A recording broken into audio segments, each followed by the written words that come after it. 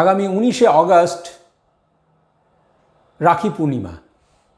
রাষ্ট্রীয় স্বয়ংসেবক সংঘ প্রতি বছর সংঘস্থানে এই রাখি পূর্ণিমা উৎসব পালন করে থাকে। রাখি পূর্ণিমার অপর নাম হচ্ছে রক্ষাবন্ধন। সংস্কৃত ভাষায় রক্ষাবন্ধনের আক্ষরিক অর্থ হচ্ছে বাধ্যবাধকতা বা যত্নের বন্ধন। রাখি শব্দটি সংস্কৃত রক্ষিকা থেকে এসছে, মানে সুরক্ষা। তো রক্ষা স্ত্রীলিঙ্গ আর বন্ধন পুংলিঙ্গ। রক্ষা হচ্ছে দুর্দশা, ক্লেশ, দুর্ভাগ্য, আর বন্ধন হলো রক্ষার সুতো।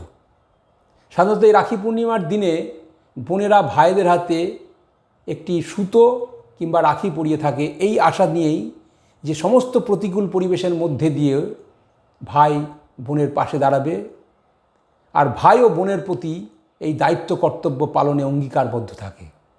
তাই প্রাচীনকাল থেকে ভাই বোনের মধ্যে পবিত্র সম্পর্ক চলে আসছে এই রাখি বন্ধন উৎসবের মধ্য দিয়ে।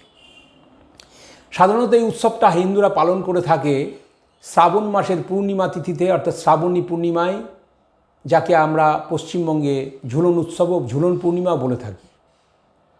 সাধারণত বিয়ের পরে যখন বাবার বাড়ি থেকে শ্বশুর বাড়িতে বোনেরা চলে যায়, তখন এই দুই বাড়ির মধ্যে মধ্যস্থতাকারী ভূমিকা পালন করে থাকে ভাইরাই। আর বাবার অবর্তমানে ভাইরাই বোনেদের সুখ দুঃখের দায়িত্ব নিয়ে থাকে। তাই যখন বোনেরা শ্বশুর বাড়িতে যাওয়ার আগে ভাইদের মাথায় এবং কানে একটি পবিত্র শস্যের কুচি রেখে বোনেরা তাদের নিজের উদ্বেগ এবং শ্রদ্ধা ভাইয়ের প্রতি প্রকাশ করে থাকে, ভক্তি প্রকাশ করে থাকে। এই উৎসব আভিজাত্যের ঐতিহ্য থেকে আসেনি, লোকায়ত ঐতিহ্য থেকে এসেছে। ভারতবর্ষের বিভিন্ন প্রান্তে উৎসব পালিত হয়ে থাকে। নেপালে হয়, উত্তর ভারত, পশ্চিম ভারত, পূর্ব ভারতে ব্যাপক আকারে হয়। আমাদের বাংলাতে এটা আগে অত বেশি প্রচলন ছিল না। এখানে রাখি বন্ধনের একটি বিকল্প ভাইফোঁটা হয়, কিন্তু ইদানিং সংঘের প্রভাবের ফলে পূর্ব ভারত, পশ্চিমবঙ্গ এবং সহ দক্ষিণ ভারত ও সমগ্র ভারতে রাখি বন্ধন উৎসব ব্যাপকভাবে পালিত হয়ে থাকে। কিন্তু রাখি বন্ধনের বৈচিত্র্য আছে। যেমন মহারাষ্ট্রের উপকূল অঞ্চল, যেখানে কোলি বা জেলেরা এই দিনটিকে তারা নাড়ালি পূর্ণিমা বলে থাকেন, এবং সেই দিন তারা বরুণ দেবের উদ্দেশ্যে সমুদ্রে একটি নারকেল নিবেদন করে থাকেন, এবং বোনেরা ভাইদের হাতে সেদিন রাখি পরিয়ে রাখি বন্ধন উৎসব পালন করে থাকেন। উড়িষ্যাতেও একে গামাহা পূর্ণিমা বলা হয়। এই গামাহা পূর্ণিমা অর্থাৎ চাষের দেবতা বলভদ্রের কোনো এক জন্মদিনের যে দিনে রাখি পূর্ণিমা উৎসব পালন করা হয়ে থাকে। বোনেরা ভাইদের হাতে রাখি পরায়, আর কৃষকরা গবাদি পশুদের রাখি পরিয়ে দেয়। ঠিক সেরকম নেপালে একে জনাই পূর্ণিমা বা ঋষি তর্পণ বলা হয়ে থাকে। অর্থাৎ হিন্দু পুরুষেরা তাদের বুকের চারপাশে পরা যে সুতো তার পরিবর্তন ঘটায়, এবং বোনেরা, মহিলারা এই দিনে তাদের ভাইদের হাতে রাখি পরিয়ে রাখি বন্ধন উৎসব পালনের মধ্য দিয়ে ভাই বোনের পবিত্র সম্পর্ক প্রচলন করে থাকেন। আমাদের এই সামাজিক উৎসবটি, ধর্মীয় উৎসবটি শুধু আত্মীয়ের মধ্যেই সীমাবদ্ধ নেই। একে বাস্তবে প্রয়োগ করেছিলেন রাজনীতির ক্ষেত্রে, সমাজের ক্ষেত্রে, দেশের ঐক্যের ক্ষেত্রে রবীন্দ্রনাথ ঠাকুর 1905 সালে। যখন বঙ্গভঙ্গ হয় তখন তিনি রাস্তায় নেমে পড়লেন। বাংলার বায়ু, বাংলার জল, এই বলে তিনি গান গাইতে গাইতে জাতি ধর্ম নির্বিশেষে সকলের হাতে রাখি পরিয়ে দিলেন, ভ্রাতৃত্বের একটি বার্তা দিলেন। পরবর্তীকালে বঙ্গভঙ্গ রদও হয়েছিল। রাষ্ট্রীয় স্বয়ংসেবক সংঘ ঠিক তাই সমগ্র হিন্দু সমাজকে ঐক্যবদ্ধ করতে চায়, ভ্রাতৃত্বের বন্ধনে আবদ্ধ করতে চাই রাখি বন্ধনের মধ্য দিয়ে। তাই আমরা পরস্পরের হাতে এই দিনে রাখি পরিয়ে ভ্রাতৃত্বের বন্ধনে আবদ্ধ হই।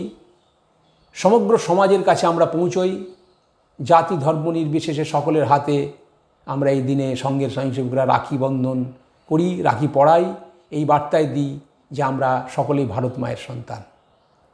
আধুনিককালে উৎসবের আধুনিকতার ছোঁয়া লেগেছে। এই পবিত্র ভাবনা থেকে আধুনিক সমাজ অনেকটাই বোধহয় সরে এসেছে। দামি দামি, খুব উন্নত মানের সুন্দর রাখি পরাই, আমাদের আভিজাত্য এবং জৌলুস প্রকাশ করি, তার মধ্যে কতটা দায়িত্ব কর্তব্য বোধ আছে সে ব্যাপারে আমি সন্দিহান। এক অত্যাধুনিক মেয়ে বলছেন যে আমি ভাইকে রাখি পরাতে যাব কেন, আমার রক্ষার দায়িত্ব তো আমি নিজেই করতে পারবো, ভাইয়ের তো কোনো প্রয়োজন নেই। অর্থাৎ আমাদের ঐতিহ্য সংস্কৃতির প্রতি তার কি অবজ্ঞা।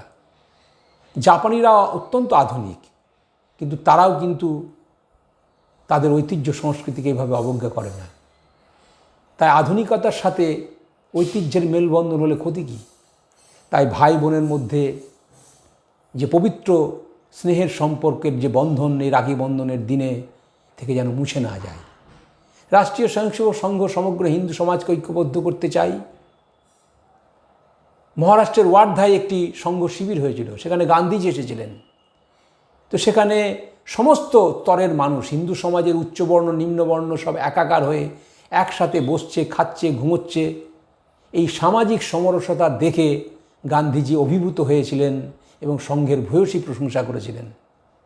পরবর্তীকালে যখন হিন্দু সমাজকে ঐক্যবদ্ধ করার জন্য সমগ্র ধর্মাচার্যের ডাক দিয়েছিলেন, বিশ্ব হিন্দু পরিষদ স্থাপন করেছিলেন পরম পূজনীয় গুরুজি, তিনি সেদিন সেই মঞ্চে একটি শ্লোক শুনেছিলেন। সেটা হলো, হিন্দবৌ সৌদরা সর্বে ন হিন্দু পতিত ভবে, মম দীক্ষা হিন্দু রক্ষা, মম মন্ত্র সমানতা। অর্থাৎ সব হিন্দুই আমার ভাই, কোনো হিন্দুই পতিত হতে পারে না। হিন্দু রক্ষাই আমার দীক্ষা, আর আমার মন্ত্র হচ্ছে সমানতা। সমগ্র ধর্মাচার্যের কণ্ঠ থেকে যেদিন এই ধ্বনি উদ্ঘোষিত হলো, গুরুজি বলেছিলেন যে আজকে আমার জীবনের সবচেয়ে আনন্দময় দিন। তাই ভেদাভেদহীন হিন্দু সমাজ গঠনই আজকের এই রাখি বন্ধনের মূল বার্তা হোক। নমস্কার।